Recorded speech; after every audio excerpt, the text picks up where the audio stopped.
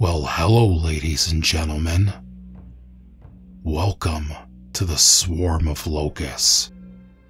With today's episode, we're going to take this deep within the darkness. The following are 3 true camping horror stories, so grab a blanket, put on your headphones, and turn off the lights. Don't forget to stab that like button and subscribe if you're new here. Be sure to click that bell so you don't miss any uploads. Also, I'm looking for subscriber-submitted stories, so if you've ever come across anything creepy, terrifying, or unexplainable, send it to skinnedlocust@gmail.com. With that out of the way, let's dive right in, shall we?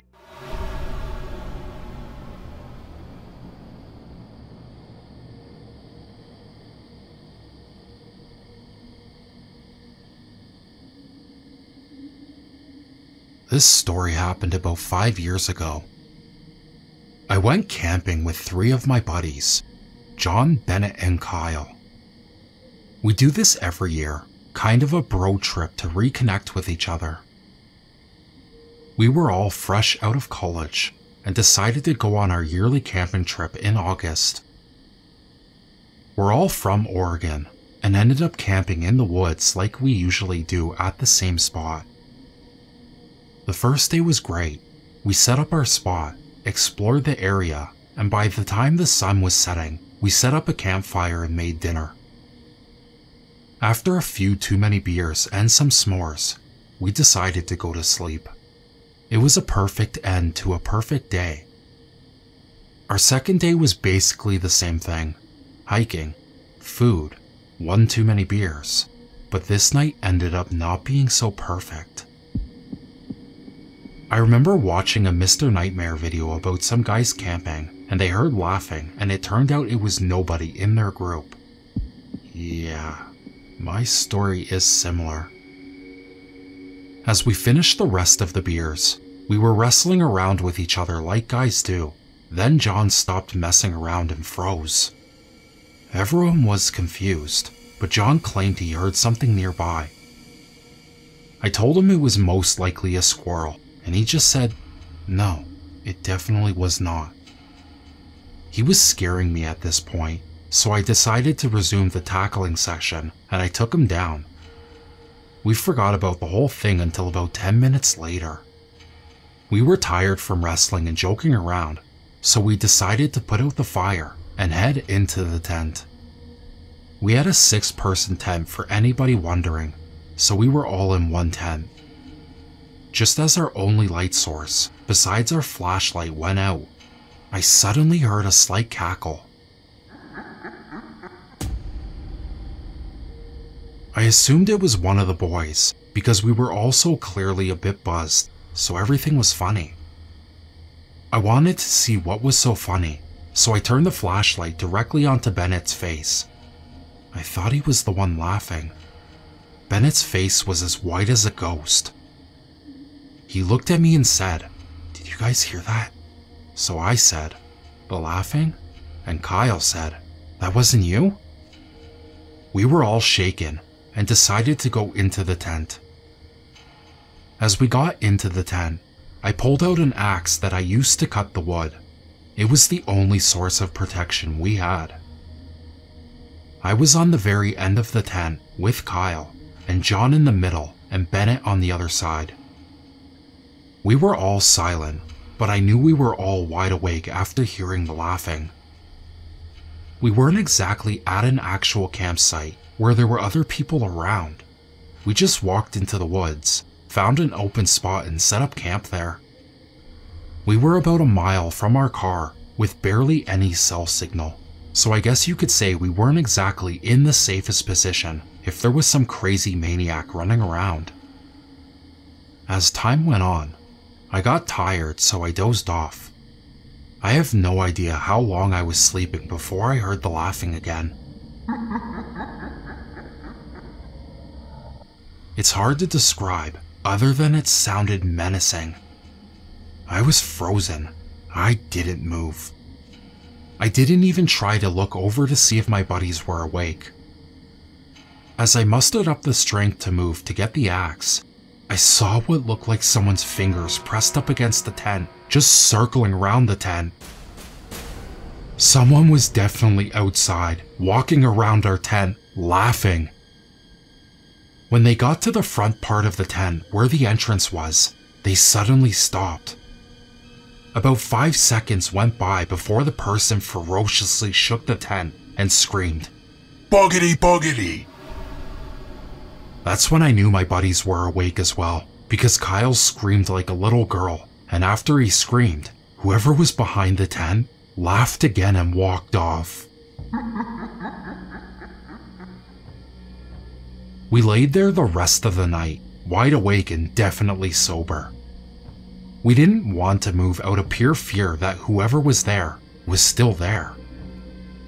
When the sun came up, we packed everything up and walked back to our car. We still go camping every year, but make sure to go to a legit camping site. I now bring a gun with me, and not just an axe.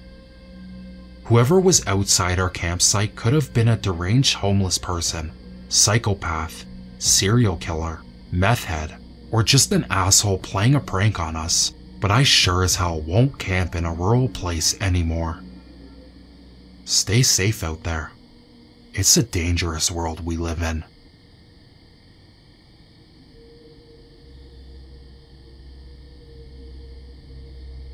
So let me start off with a little background information.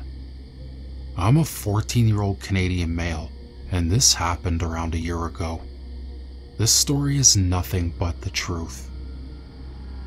Me and my grandparents are extremely close and have been all my life. So my grandfather is an outdoorsy, get off your phone kind of guy, and he pitched the idea to go camping in early August 2017. I was kind of excited because I don't get outside as often as I should, and I figured it would be some quality time with him. That being said, we were going true camping.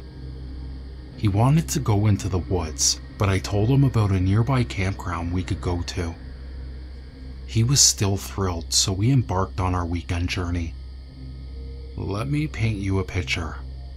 Our campsite was a dead end, aside from the one next to ours. It was right near the lake. It was beautiful, but to our dismay we had people right beside us. We did all the camping things, made a fire, swimming, and even the infamous spooky stories around the campfire. We hit the sack around 10 PM because there was not much else to do. As soon as my head hit the pillow, it started.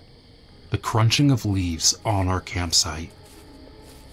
We thought nothing of it at the time because the night was still young. Some assholes were setting off fireworks and others were having a raging party. Hell, even our neighbors were still laughing. 11 PM is when it started to get weird. The party was still on, but our neighbors wouldn't shut up. So the crunching of leaves didn't make any sense. It was consistent, so my guess is the noise was footsteps. No one needed to be on our campsite, so falling asleep was slightly a bigger challenge. My grandpa seemed to be having an even harder time as he seemed to be on alert mode.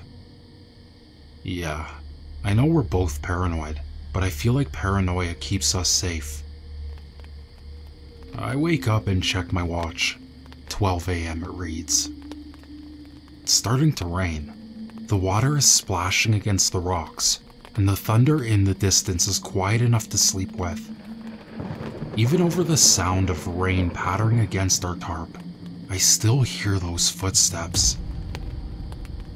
The unsettling nature of the situation starts to eat away at me. I wasn't scared, just creeped out. Sleep overcame me, but it didn't come easy. My grandpa finally slept too. A crack of thunder woke me up again, full-blown thunderstorm now. I felt relieved as I thought the footsteps stopped, until I heard the thump of wood. I don't know what the person did, but I heard two very loud knocks, followed by 2 large splashes. Oh, screw this was my only thought as the footsteps continued around our campsite. I stayed still for 2 hours. It was now 5 a.m. Daybreak was near, but my heart nearly exploded when I heard someone fumbling with the tent zipper and the fabric. I saw the outline of 3 fingers being dragged across the tent.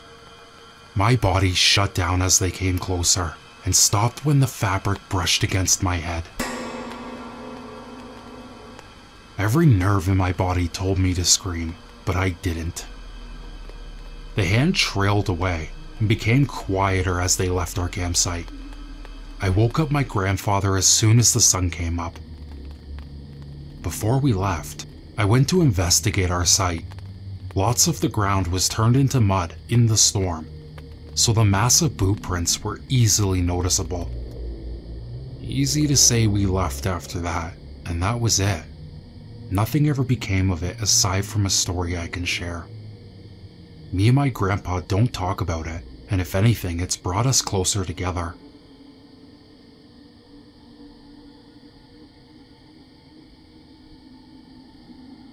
When I was young, I lived in quite a small town in Queensland.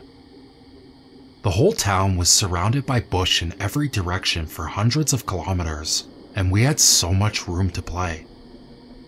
This particular story is about the first time that we got drunk. In the winter, the level of water would drop significantly, enough for us to camp in the riverbed. My best mate's parents owned a pub at the time, so we were in charge of getting the drinks for a little camping trip we had planned so we could finally pop our drunk cherry. The place we had in mind was out in an old settlement where a few creepy things have happened to us over time. So we made our way down to the riverbank, which was low on the side we came in and really high on the other side.